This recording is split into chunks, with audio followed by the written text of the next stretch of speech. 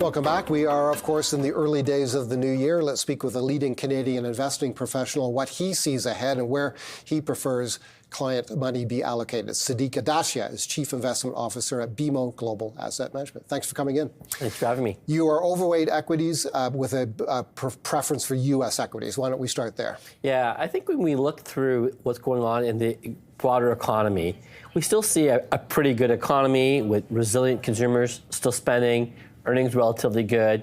So we still want to be overweight equities and taking on risk throughout the year. That doesn't mean we won't see a bit of volatility and some, downside action at times. But we think generally you want to be invested in this market and invest it throughout the year.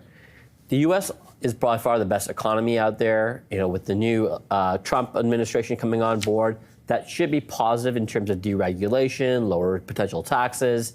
But again, if you think about the U.S. economy, it is the strongest economy, the best labor force, and some of the best companies there as well. So I think what we've seen as great results over the last couple of years in the U.S. should continue on in 2025 as well. What about tariffs? And as we said in earlier conversations this morning on this channel, the most recent news reports seem to be suggesting that Donald Trump is not walking back the threat of very steep tariffs, that it is a real possibility that those tariffs become a reality early in his administration. What about tariffs and, for instance, the possibility of a surge in U.S. inflation? Yeah, I think when you think about inflation, tariffs, I think you should expect them to occur. But remember that these are probably the starting points that you're hearing out there, the 60% China, 25% Canada and Mexico. And he really is a negotiator, right? So this is a starting point. I think you'll see lower tariffs coming through and more targeted at specific areas. So again, it won't be a blanket tariff across the board. And so I think, yes, we will probably see inflation be a little bit more stickier and maybe slightly higher. I don't expect a surge in inflation.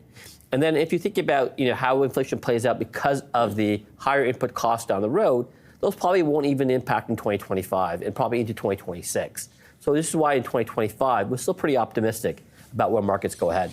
You also believe that we will see a rotation out of mega cap tech stocks into mid and smaller cap stocks. That rotation has occurred. It's stutter-stepped in late 2024. You think it's for real? It will happen in 2025? Yeah, I mean, the Magnificent Seven did exceptionally well in 2024, and there'll be segments of that will still do well in 2025.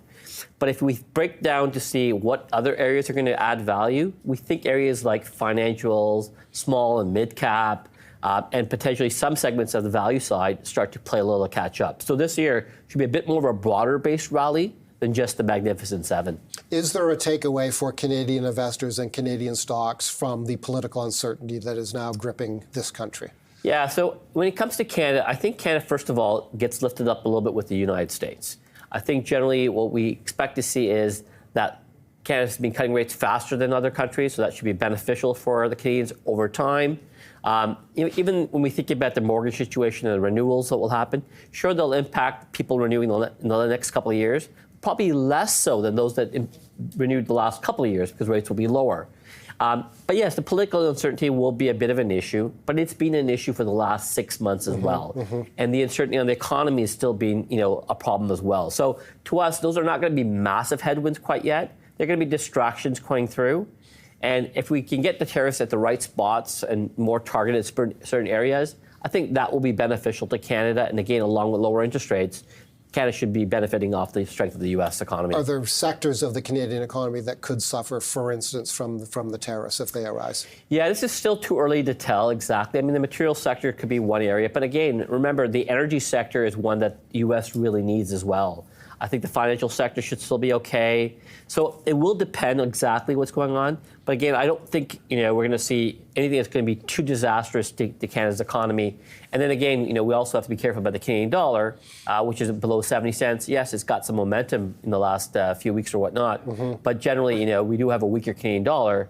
From a trade perspective, that's a little bit better for us. Has the dollar bottomed where it is now? What's BMO's call on the dollar? Yeah, I think we could still see a little bit more pressure on the Canadian dollar. But I do think the second half of the year would be more beneficial to Canadian dollar than the U.S.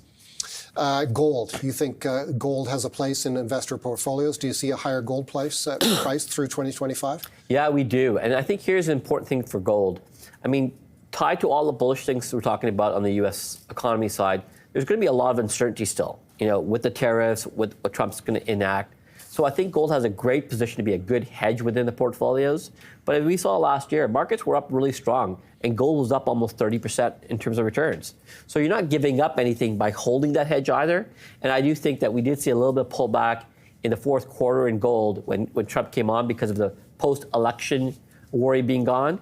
I think that makes it a little bit more attractive, and I do see gold going higher from here. Do you have a call on silver? We spoke with a precious metals expert earlier in the morning. He's very, very constructive on silver. Yeah, I think so too. I think, when you think about gold and silver, I think these are precious metals that I think you still want to own and will be good hedges going into the next year as well. So I do like it as well, but we're tilted more towards gold.